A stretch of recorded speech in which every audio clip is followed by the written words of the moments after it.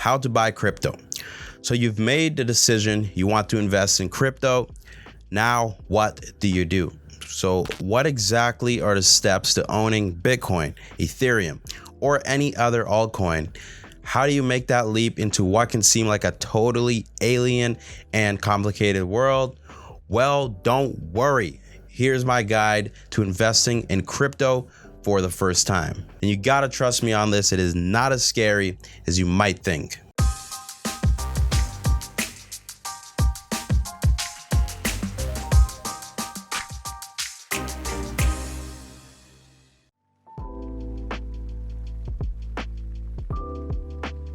What's up, everybody? This is JD John Doe from Currency.com.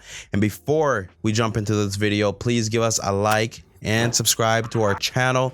And most importantly, hit that notification bell so you can give us a boost in the YouTube algorithm. And let's keep on going and do this video to get you started on investing in the crypto.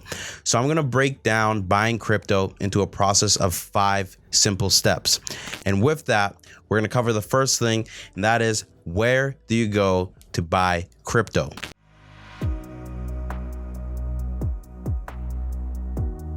Choose a broker or an exchange. So let's say you're going on a vacation somewhere to a foreign country and you wanted to get some currency to take with you. You would go to a bank or even a currency exchange to sort that out.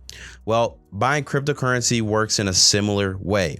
Your first steps needs to be choosing either a broker or a crypto exchange, and both will enable you to buy crypto, but there is some key differences.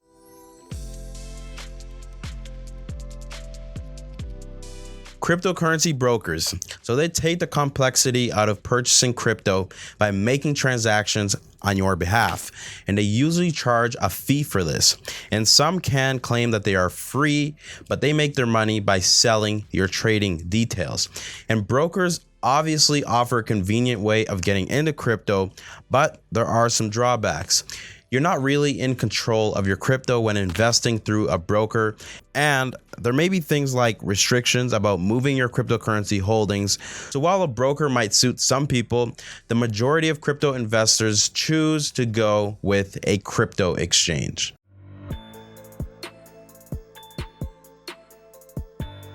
A cryptocurrency exchange is a platform where buyers and sellers meet to trade crypto, paying fees to the exchange to facilitate the process.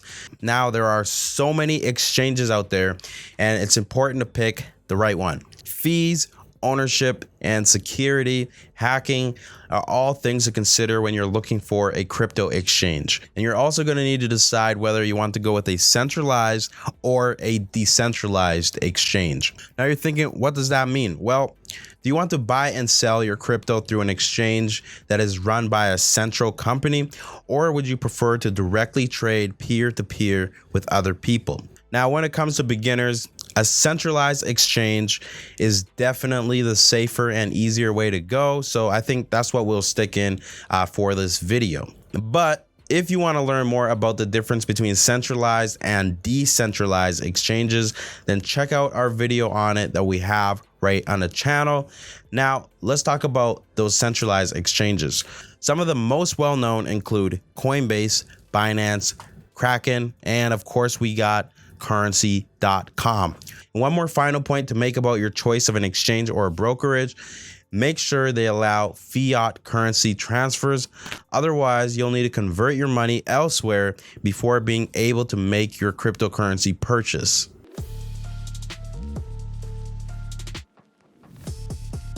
Step number 2, create and verify your account. So let's say you picked your exchange. Now you need to open an account. And just like any account that involves financial transactions, it's likely that you're going to need to verify your identity.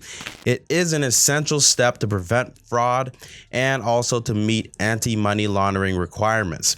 Depending on which platform you pick, you'll be asked to submit identification such as driver's license or a passport.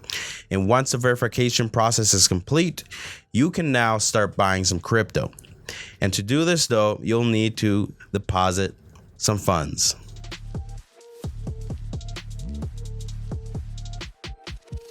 Which brings us to step 3, deposit funds to invest. So most centralized exchanges offer the option to link your bank account or alternatively make a deposit with a debit card or credit card. And a quick heads up, if you do use your credit card for a deposit, that does come with higher fees and charges.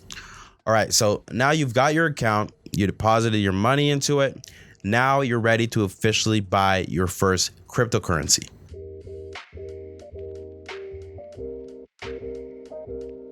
Step 4, we're going to place an order. So most exchanges offer multiple purchasing options. You'll be able to do a spot purchase, meaning buying an asset at the current market price, or you can set a limit order where the platform will automatically execute your purchase order at the price that you entered in. Since crypto is quite volatile, limit orders are a great way to fetch some coins at lower prices.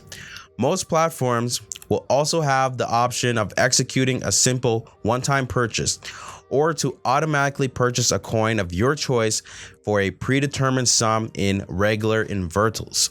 This is called DCA, or dollar cost averaging, which evens out some of the price volatility over extended periods of time. You can watch our video on volatility in a link below, and I think that will be useful for you if you don't already understand it.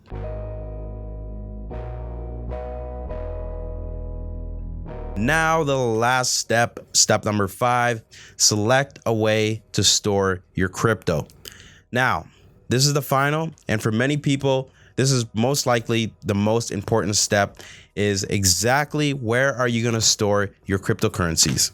There's a saying that used to be used in the world of crypto ever since Bitcoin first popped up: not your keys, not your coins. And true blockchain advocates recommend that once you've purchased any cryptocurrency through any exchange, you should quickly withdraw it into a safe wallet where your keys are more secure from hackers and any problems with the exchange itself. The ultimate way of safety is a hardware wallet that's kept offline, which may be worth considering if you are intending to invest large amounts into crypto. And of course, I got you covered on that. We do have separate videos here on the channel talking about crypto wallets, and I definitely recommend for you to find out which one is right for you. Now, most people choose the simplest option, and that's to keep their crypto inside exchanges because they do intend to trade it, or just they trust the exchange enough to keep their coins safe. These centralized exchanges have very strict regulations and oversight from financial authorities, so the chances of something to go wrong are pretty low. But you should check out our video on exchanges as well. We got that, where you can learn so much more about how they work. So do you have any experiences from buying your first cryptocurrency, and did you use a centralized or a decentralized exchange? Let me know in the comments below. Everybody who's bought crypto has a very unique story of how they got into it and how they made their first purchase. But regardless of how you did or what exchange you use, make sure you do your own research before buying any digital asset. Crypto is still very volatile and highly speculative, so make sure you only invest into something with solid foundations. We have videos on that as well about fundamental analysis and technical analysis. You can watch those videos to learn all about this. And I'm going to repeat myself again. Never invest more than you are absolutely prepared to lose. There are no guarantees in this industry. And for every crypto millionaire out there, there are thousands, if not millions, of crypto investors that lost a lot of money. So make sure you're keeping your crypto safe. But until Bitcoin becomes accepted worldwide, keep your fiat even safer. This is John Doe here with Currency.com.